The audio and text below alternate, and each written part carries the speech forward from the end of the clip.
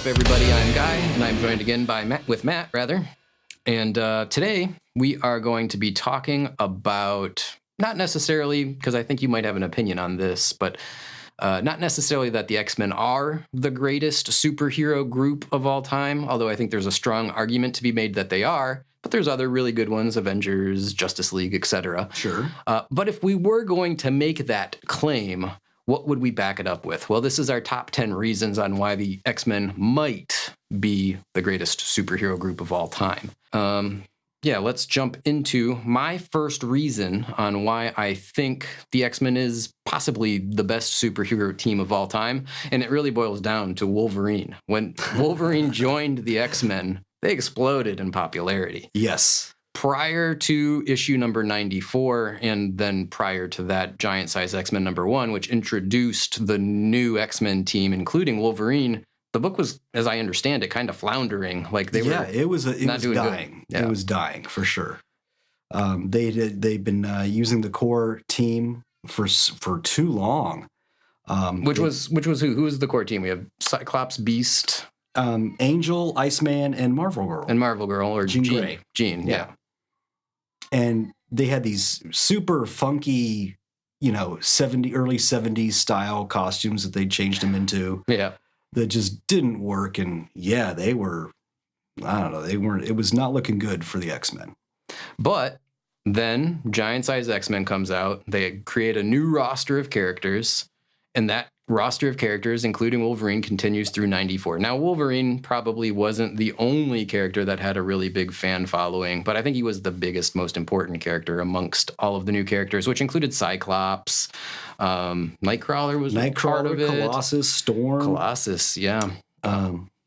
Thunderbird, but not for long. Not for long. I actually forgot all about Thunderbird. Yeah, right. And then they kept Cyclops and Beast and...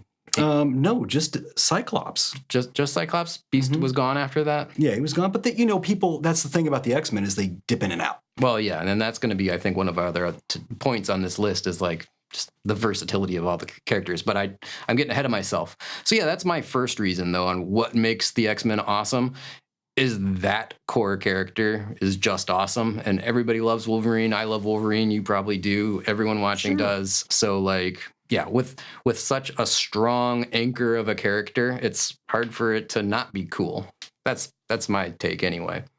All right. Well, my first reasoning for why the X-Men are probably one of the best comic teams is just the incredible range of new characters that you could introduce at any point. Because that's the thing. This is the mutants.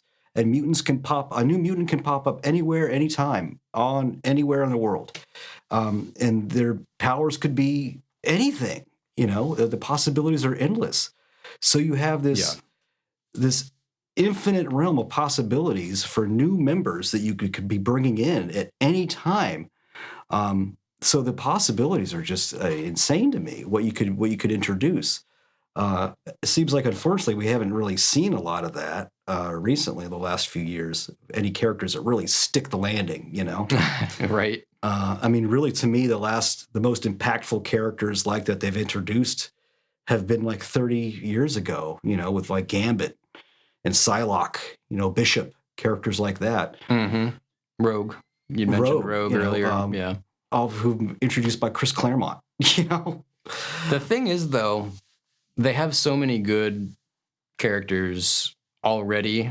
I don't think that they need every new character to stick the landing. They just need a rotating cast of characters to keep it fresh and different. Yes. And you don't want your Gambit or your Psylocke or your really strong anchor characters to necessarily disappear forever. But all of these other kind of like so-so characters that are interesting, that are only around for a little while, they can come and go, and you like them when you're there, but you don't miss them when they're gone. I think that's sort of a benefit to the overall continuity of the storyline and it continuing. Well, they don't all have to stick the landing. I'm just saying that it's a cool idea that the possibility is there. Mm-hmm. They don't all have to be huge winners just one every now and then, like, you know? like Glob. You remember Glob? Oh God, yeah. It was like this skeleton in like a gelatinous, gelatinous outer sort of body. Like, Yeah. I don't know if that character stick to landing. And the reason I remember him or mentioned him is because he's in the current series that I've been reading, and like he doesn't really serve much of a purpose, but it's hilarious that he's still there. He's hard to forget, right? He's so unique. And that's part of it. Like you know, these unique characters. Yeah, not every one of them has to be, a huge winner, a huge success. Someone that's going to people will keep reading about. And they're going to make TV shows and movies about. 20 years from now. Just every now and then, And but yeah, just that the possibilities there, and it's with the right talent, you could really, knock them out of the park. Yeah. Well, I mean, new writer comes on, new creative team. Like they have so much leeway to create interesting new things that like you never know what you're going to get. Yeah, and possibilities are endless. That's it. The possibilities are endless. Yeah. So let's jump into my number 2 character, and it sort of pivots off of that point. The possibilities for new characters are endless, but for me, the roster of characters that they have, there's something there for everybody. Right? Like, I love characters that fly, or I love characters that shoot laser beams out of their eyes, or I love characters that are, grotesque monsters, or, whatever it is. There is literally something there for everybody. And maybe that character is not present in every single issue. None of them are present in every single issue over the last 65, except Wolverine. Well, pretty much, but yeah.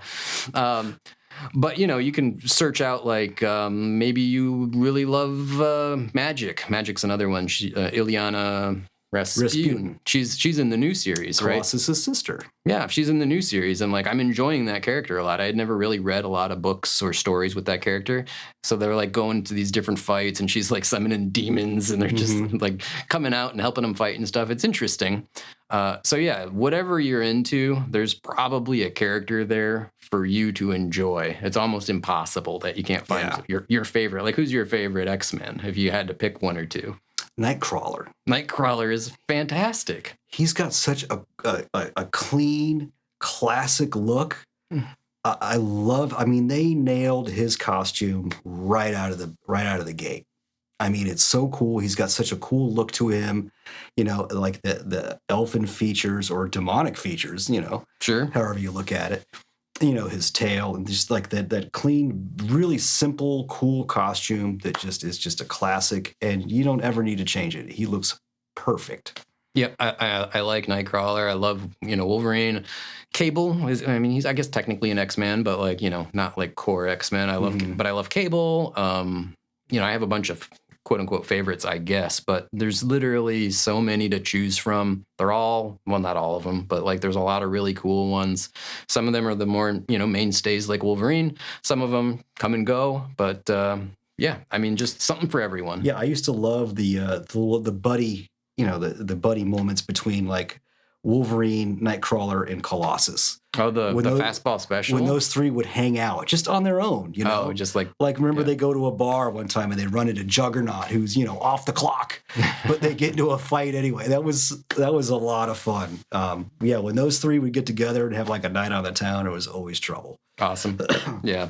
All right. Well, that was my number 2. What do you got for your number 2? My number 2 reason of is 10. Such a great line of classic villains. Oh, their Rogues Gallery is good. Rogues Gallery is awesome, man. And they've got not just like an extensive Rogues Gallery, but like villains that have stuck around, and endured the test of time.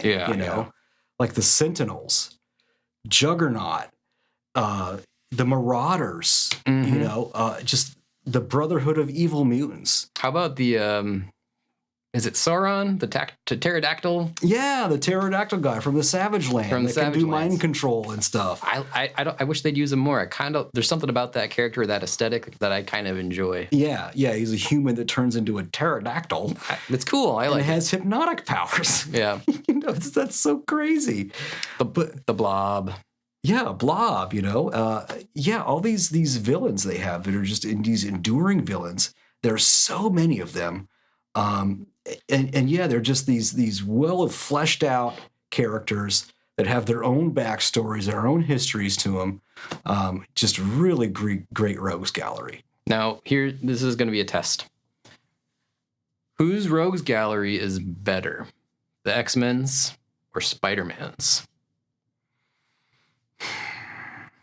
See, they're so distinctly different. It's very different, but I mean, if you had to like give somebody the first place trophy, I'd go with Spider-Man. I'm thinking I would go with Spider-Man, but if we were going to compare just teams, if we were going to be a little bit more apples to apples, like Fantastic Fours versus X-Men's or Justice Leagues versus X-Men's, or I mean, X-Men's got the best team. I don't know. Spider-Man's got a great rogue gallery. That's really good. Yeah, it is good. That's fair. But you know, I mean, the X-Men's villains. Green Goblin, Hobgoblin, Shocker, Rhino, Kraven, Sandman, Electro. But are any of them better than Magneto? Like Magneto by himself, I think is better than all of Spider-Man's. See, you're talking about two different levels of villain. Magneto, he wants to take over the Earth, or whatever, make it safe for mutant kind. He's like Doctor Doom level. Electro wants to rob a bank. Right. They're not on the same level, really. That's why I think Spider-Man's villains are more fun. Sure. Yeah. They're not playing at high stakes. Typically. Yeah, that's fair. But yeah, I just wanted to throw that out there because there's so many good villains in the entire Marvel and DC universe that like. It makes you wonder sometimes, like, who's got the best of the best? And, I mean, the X-Men's are way up there. If I was going to compare them to the Fantastic Fours, I like the X-Men's better just because they're more, like, characters. Like, Galactus is cool and all, but, like, he's not a character. He's just like this, he's like a force of nature. He's like this road bump that they have to overcome or whatever. And I don't mean he's easy to overcome like a road bump, but he's just like a plot device. He's not like a character, you know? Yeah. I like that the X-Men's villains are all characters that are very developed with personalities and everything. Yeah. I have a hard time seeing him in the same category. Fair. That's fair. Where are we at now? Number 3 or? Yes. Yeah, number 3. All right. So here's one that I don't know, could be a little like touchy depending on your perspective. I'm not going to get political on it, but I think that it was cool that Stan Lee and company back in the day addressed this idea of like prejudice and a person's identity in a clever and a subtle way. Whereas nowadays, a lot of books try to crowbar that stuff into the stories. They were like, okay, we got these marginalized people, mutants, and they're dealing with things that maybe real life marginalized people deal with, but we don't have to be so heavy-handed and feel like we're preaching to the audience, but still share this message that these sort of issues exist in the world. I thought that it was a very clever way to do that. And, I bet it probably made a lot of people, younger people in particular, as they were reading this over the years and years, kind of be like, oh, there is like a different way to look at differences. Well, yeah, that's the difference. It was done with subtlety. Yeah. And it was done in a way that they kind of snuck it in on you. You didn't even really think about it in that way. At the time, you're a little kid, you're reading a story about the X-Men being sought out and persecuted because they're different. You weren't reading like that as a story about race. You were reading that as, hey, there are people out there that are different than you, and you shouldn't judge them based on how they look and stuff. Or whether or not they can fly. I don't need to read a comic to tell me that racism is bad. Right. Yeah. I know that. Stereotyping people is bad. Right. You shouldn't do that. Right. But what they did early on was they weren't telling you, oh, this stuff is bad. They were showing you a different way to look at things. That was the beautiful part of those stories back then. I've always said Stan Lee was not a great writer. Like, if you've ever read his dialogue or if you've ever read his... some of it's... It's hard to get through, but he was a genius when it came to ideas. Yes. Just the best ideas. Not the best writer, but, man, stories and ideas, that man was a master. Yes, he was. Let's jump on to your number 3. What do you got as your third reason? What I love about the X-Men stories, just the stories can take you absolutely anywhere. Oh yeah. One issue could be in space, and another is you're back on Earth again, and then the next you are in limbo, Yeah. and then you're on Asgard, and then you're doing time traveling, and then you're in an alternate reality. The setting can be anywhere. The Mojo-verse. The Mojo-verse, exactly. Yeah. That's what's. I mean, there are so many different settings that any stories can be taking place in, because that's the world the X-Men live in. You know, they can be off on some space adventure and then be in limbo. That's what's so great about those stories, because the X-Men have like this long history that they have been exposed to all this stuff before, so they can go anywhere at any point in dealing with any kind of like in any setting at any time. That's just really cool to me. The versatility of having all these options on the table of where the stories can take you. I know the other cool thing about it is like there were a lot of X-Men stories that were high stakes, but they could also have just like, you know, a little bit more like street level stories too that weren't like hinging on the end of reality as we know it. And they did that a lot. Like running into the Juggernaut at a bar on his night off. Yeah, just there's a couple of guys. That was a great issue. Yeah, a couple of guys going out for a beer and they run into Marco. I like that the diversity of the possibilities of you never knew from one issue to the next. What am I going to get this month? You know? Yeah, that was cool. Let's see, where are we at? Number 4. Yeah, to kind of play off that. So my number 4 is very similar in theme, but like a little bit of a different look at it.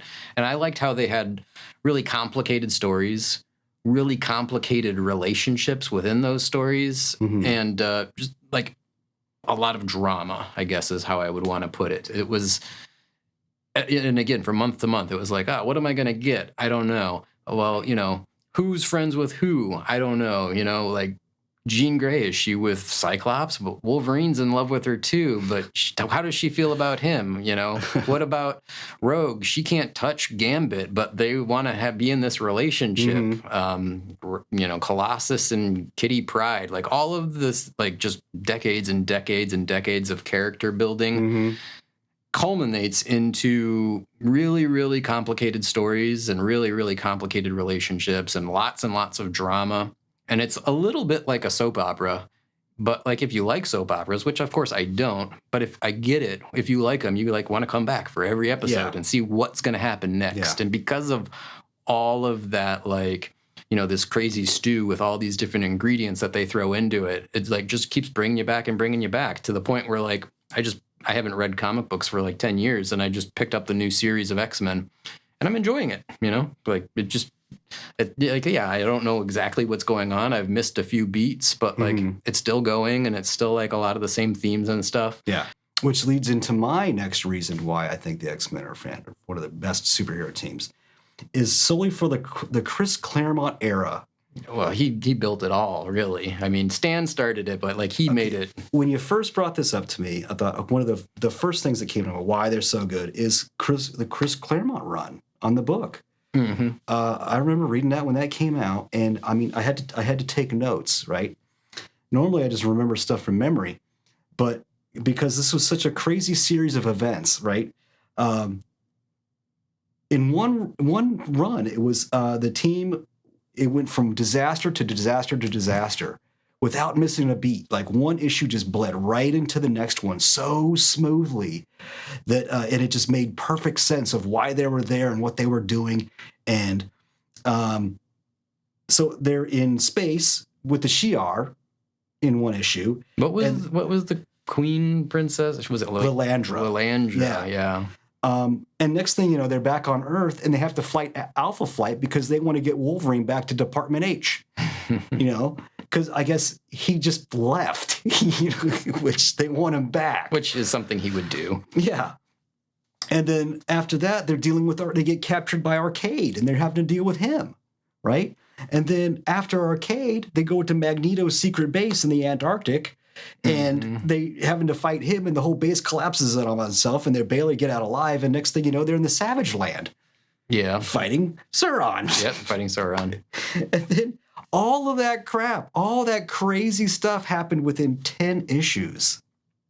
Yeah, That's nuts. and you didn't even get to like the Phoenix, Dark Phoenix, the Hellfire Club, the Days of Future Past. Yeah, all that stuff I just went over. I'm like, it was just all within 10 issues. And I'm telling you, like, comics now, one of those things would take up at least 6. Well, I mean, just 2 characters going to dinner could take up a whole issue in today's comics for some reason. Yeah, which I don't know why. You're fascinated with people eating all that. You see that so much. It's so bizarre. But yeah, all that was in such a short, compressed amount of time, and you had such like an organic story that flowed so easily. But so much happened in every issue. Chris Claremont is a genius. As good as it is, and it is good. I've read all of the older Chris Claremont books. It's intimidating for like someone that's not been in it since the beginning a little bit. Like, for example, like I said, I'm reading the new one. Like, not knowing what's going on because there's so much history and so much built up onto it. It is a little bit intimidating, even for somebody that does know quite a bit about it, to be like, all right, I'm going to jump back in. It's like, yikes, where do I begin? Like, I don't know what they're talking about. I don't know what's happening. Yeah. But the reason why I bring this up is because it is so good that like if you're out there and you're like, oh, I don't want to like have to read 600 issues of X-Men to understand it all. Basically, I guess what I would say is just like jump in and like it will eventually get absorbed. I wouldn't be too scared of it, but I get where you might be intimidated because even for me, it's like, oh, I don't know what's going on anymore. But like, just jump in. Yeah, basically, yeah, you're just gonna have to jump in feet first. And, you know, if you don't like it and you're like, this isn't for me, you know, move on to something else, you know? And then I think what you'll find is like when I first started reading comics, I was so captivated by these characters. I wanted to know about the backstories and what happened before. Yeah. You know? So, and at the time, you know, I learned that by like, by reading those old, they would come out with them like every year or so. You know, that like kind of like the Who's Who in the Marvel Universe. I don't know. I've ever seen those. You haven't seen those? Yeah, there was these big thick books, and they would come out with like one a month or whatever, and it was like A through C. And it was all the heroes and villains, and you could read like their history and stuff like that, like a little short synopsis of their backstory and everything. That's cool. No, I didn't ever. We didn't have Wikipedia when I grew up. Well, that's what I was gonna say. Nowadays, like it's like, oh, I don't know what's going on. I can just Google it. Back in my day, you went and found back issues, or you just never found out. You know? So that would make me hunt down the back issues and stuff. And now they have things like omnibuses and stuff like that, which you could pick up. So I mean, if you want to jump in on a new book. Go check out an omnibus. Go to like a Barnes and Noble or whatever, somewhere where you can flip through it and say, "Hey, you know what? This does look cool. I'm going to throw down on this omnibus and I'm going to get started on it." All right, so then we're on number 5, right? Last ones. This is going quicker than I thought. I thought this was going to be a much longer video, but it's okay. This is my number 5, and. When did X-Men start? Like 1962-ish, 63-ish? So we'll say 63. So we're going on 65 years? Yeah. Close to 70 years? Yes. And as I had mentioned a couple of times, I'm currently reading the new version, or the new issues that it's on issue number 20. I've read the first 12. Even after almost 70 years, it's still pretty good. Like, I'm pleasantly surprised with the X-Men title that I've been reading for the last a week or so. One minor complaint, there was a crossover by like issue number 8. It was like, now I got to read Uncanny, and I had planned on reading Uncanny X-Men, but I wanted to not read Uncanny X-Men yet. You know what I mean? Yeah. I was like, well, issue 8 jumps into issue 13 of Uncanny, and then issue 9, and then back. So there was like a 4-issue crossover, and that still annoys me to this day that they're doing that. Never mind the big events. That's annoying as well to an extent. But just like little mini crossovers that force you into like other books. Aside from that, though, and that's my only complaint.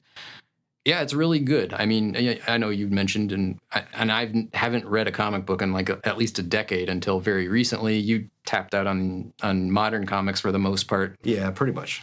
But I mean, yeah, it's really very good. There's a lot of question marks of like, what's going on, because while it is a new number one that I started with, it just continues off of the overarching story that was happening before. So, for example, this team of the X-Men, and there's multiple teams of the X-Men, is Scott's or Cyclops' team. And they're all living in a defunct Sentinel factory in Alaska. That's their new base of operation. And it's like, well, how'd they get there? I don't know, because I didn't read the prior stuff. But I just accept that I'm not going to know. And they give you a little like breadcrumbs throughout the course of the story. It's like, oh, this happened and that happened.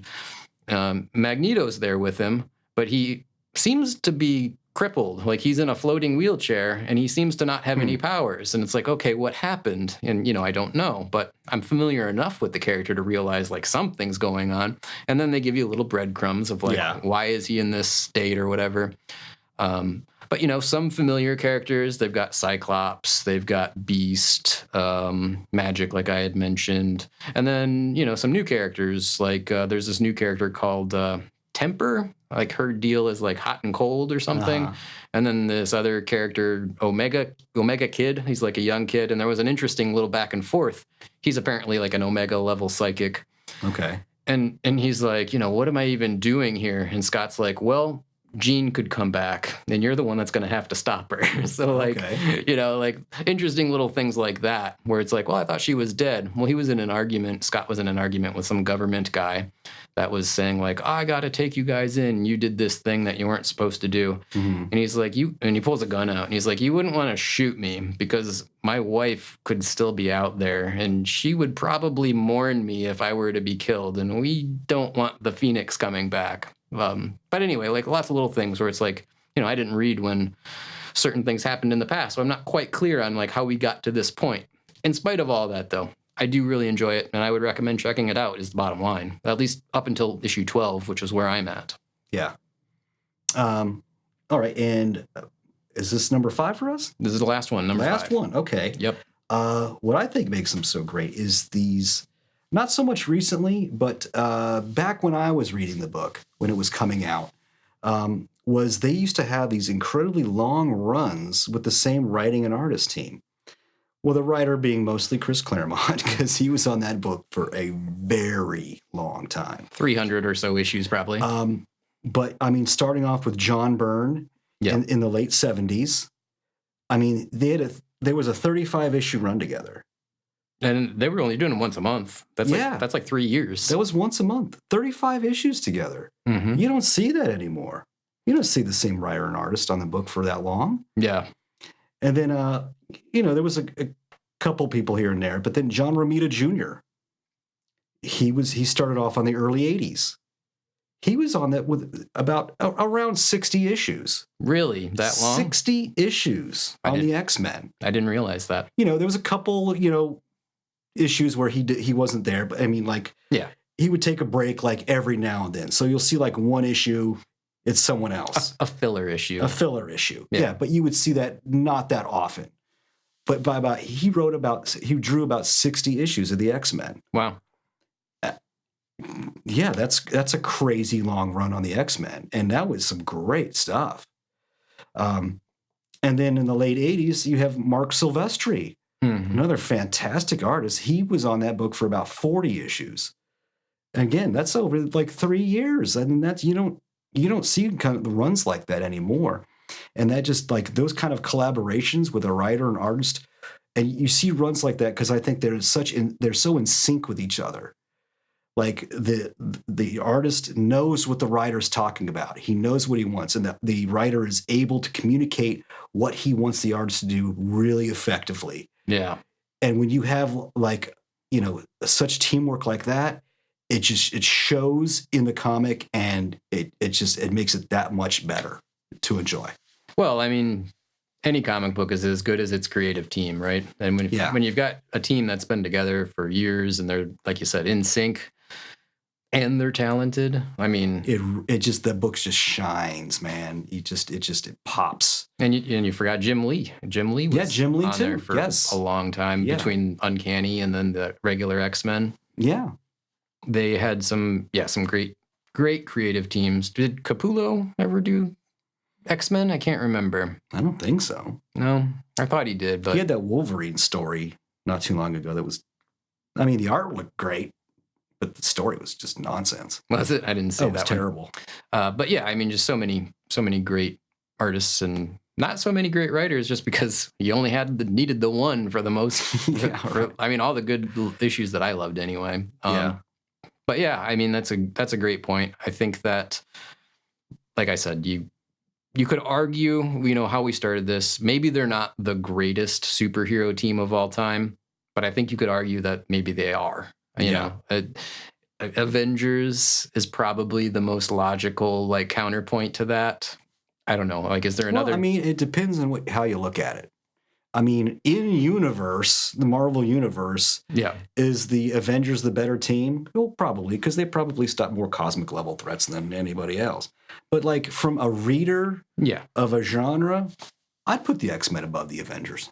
From the audience perspective, it's not even a close. Yeah. It's not even close. The X-Men is a better read. Yeah. But if we were like measuring power and like everything else, I don't know. Well, I mean, some of the X-Men are like gods, basically. So even from that perspective, it's hard. But yeah, I mean, isn't Iceman like immortal or something? I mean, I forget. I'm not sure where Iceman is right now, actually. Yeah. But yeah, so that's our top 10 reasons on why the X-Men might be the greatest superhero team of all time. You got any final thoughts on this one before we sign off? If you think another team is better, hey, let us know. Let's hear your argument. And if you want to add on any reasons you can come up with why they're so great, let us know. Yeah, I would definitely be curious to hear what you guys think. So leave it down in the comments below. Yeah, with that one said, I guess we'll wrap this one up for today. I will say thanks again for tuning in and watching. And don't forget to like the video and subscribe for the giveaway. And until the next one, keep on collecting comics, keep on watching our videos, and bye now.